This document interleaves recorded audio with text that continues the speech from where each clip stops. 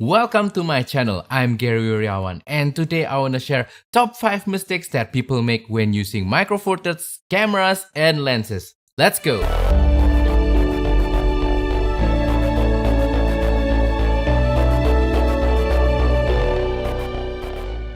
As some of you who already followed my channel might already know, I love Micro Four Thirds camera system so much. It is my preferred camera format of all time. I've been using Micro Four Thirds camera system for more than 8 years, and I really enjoyed using every single cameras and lenses that I have.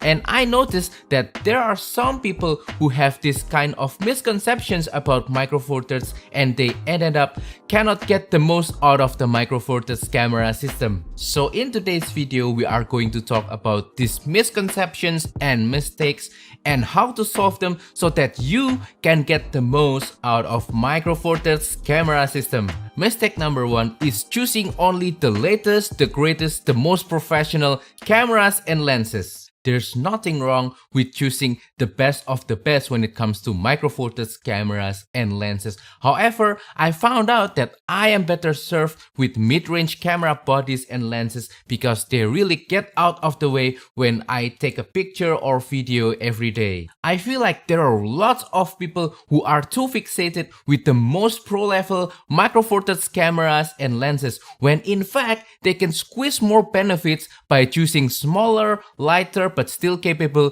mid-range cameras and lenses. Just to be clear, there's nothing wrong with choosing pro-level cameras and lenses. I have right here, this is a pro camera body and a pro lens. This is the Panasonic GX8 and the Panasonic 12 to 35mm f2.8, and this setup produces really fantastic result. I just love it. I use this for travel, for lots of my photography and video needs. However, I don't always need something as advanced as these guys right here. I can just do everything that I need with a simpler mid-range camera body like my Panasonic GX85 and a mid-range lens like my Panasonic 20mm f1.7. It'll just serve me as well as this guy with a little bit of reduction when it comes to advanced features, which is not a lot in my opinion. So yeah, what I'm trying to say is please don't forget to consider smaller, lighter mid-range camera bodies like the GX85, the Olympus EPL or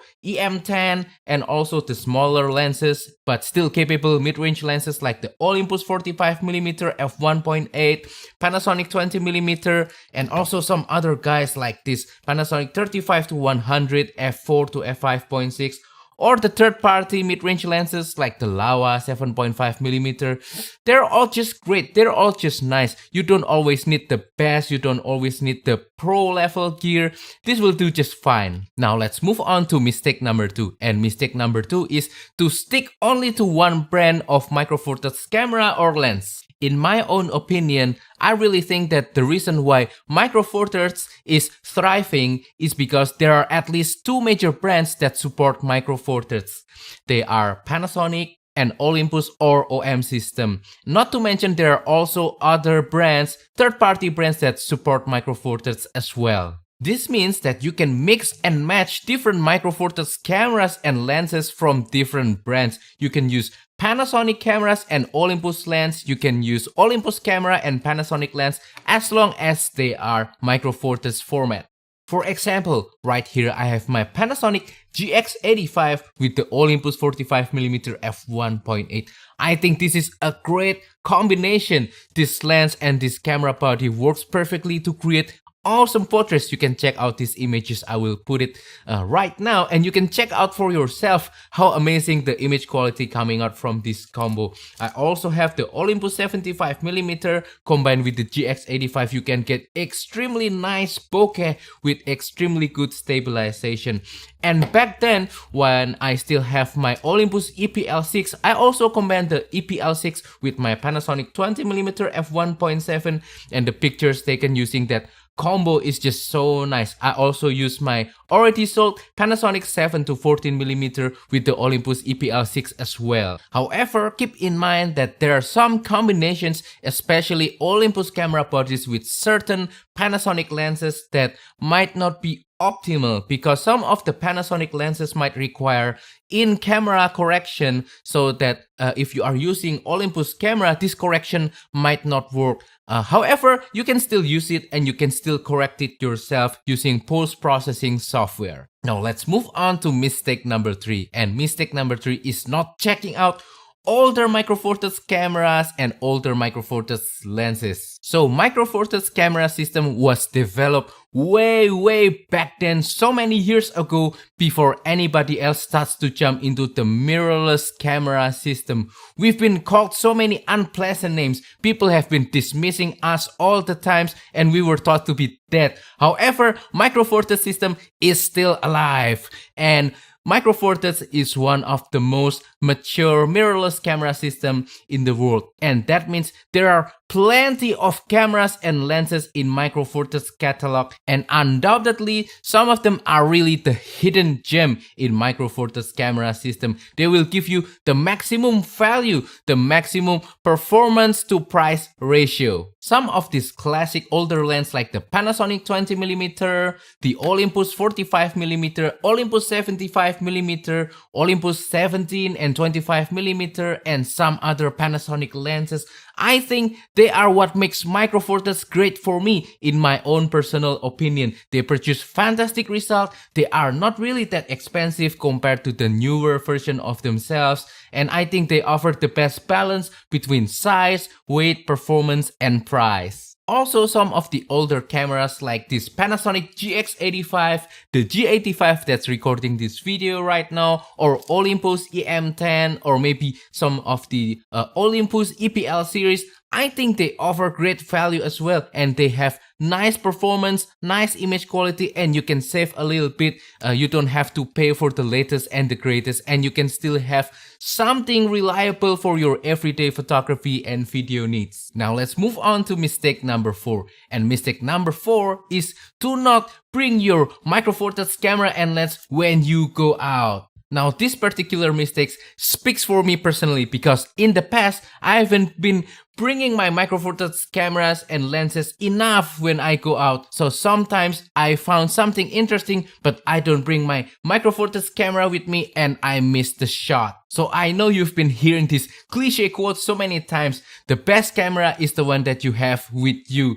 And when you bring only your smartphone, then that smartphone is going to be your best camera at that time. But if you bring your Micro Four Thirds camera, I will always choose my Micro Four Thirds camera over my smartphone. It is now very possible for me to bring my Micro Four Thirds camera and lens every time I go out, instead of just bringing my phone, because Micro Four Thirds is one of the lightest camera and lens system, provided that you are choosing your camera body and lens carefully.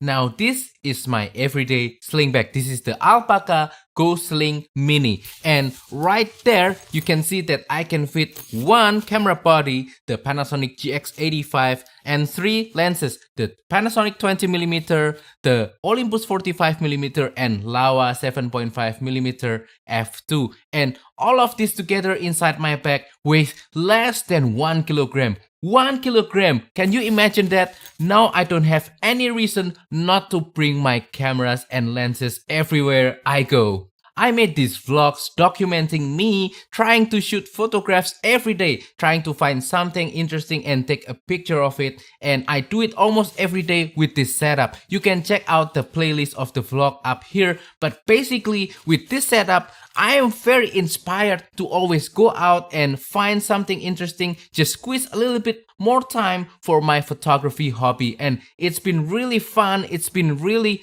inspiring for me. I get really creative with these challenges and I do it almost every day. So watch it above right there. This means Micro Four Thirds is also perfect for travel photography and video. I've seen people bringing full frame cameras with 1 or 2 lenses, and they are heavy and they are cumbersome, and they ended up leaving their camera and lenses at the hotel and just use their smartphone instead when they're traveling. Wow, can you imagine that? when I'm using my Micro Four Thirds camera and lenses, I can bring multiple lenses and I'm still under 2 kilograms even with 2 camera bodies, and I can document everything using my Micro Four Thirds cameras and get great pictures and video instead of using these lousy smartphone cameras. So what I'm trying to say is always bring your Micro Four Thirds camera and lens when you go out. Try to find something interesting and take picture or video of it. Don't just leave your camera and lens at home. It'll be useless. Bring it out, find something and enjoy your photography hobby. Mistake number 5. Planning to migrate to other camera format. I've seen so many people who cannot wait to sell their Micro Four Thirds camera and lenses to switch to full frame or medium format or APS-C because they want better low light performance, better background blur, better image quality and resolution, better this, better that, but they ended up not satisfied with their new camera format because although they gained some better image quality, they made sacrifices on other parts and aspects of their photography and video, and they ended up missing Micro Four Thirds, and some even jump back to Micro Four Thirds. I really think that instead of dreaming to jump to a different quote-unquote better camera format, it's better for you to develop your skill as a photographer or filmmaker to create better photos or videos. I think with all the benefits provided by Micro Four Thirds camera format, it is the most perfect camera system for developing your skill as a photographer and as a filmmaker because frankly speaking, all of the cameras and lenses, they are very capable. They don't cost that much money, especially the older classic lenses and cameras, and you can just use it for anything, for photography, for video, for landscape photography, for street photography, documentation, for travel photography, everything you can do with Micro Four Thirds cameras and lenses. So if right now you have that urge to jump into full frame camera system or APS-C or medium format, hold it, don't be too fast.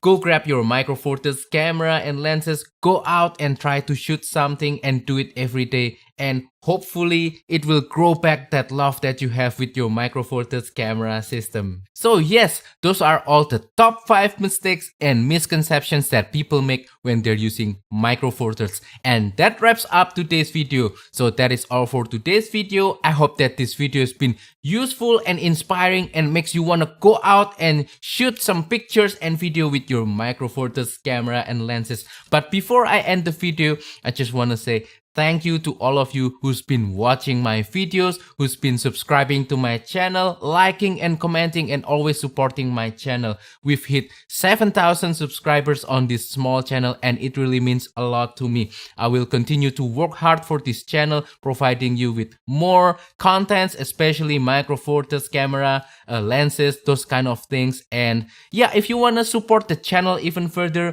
you can buy my 2023 PDF digital calendar with the link up here. It will really support my channel even further. And also you can use the super thanks button. It will make a small donation to my channel and it will really mean a lot to me to help me develop and grow this channel even further. So yeah, that's all for today's video. Please comment down below what makes you love Micro Four Thirds so much.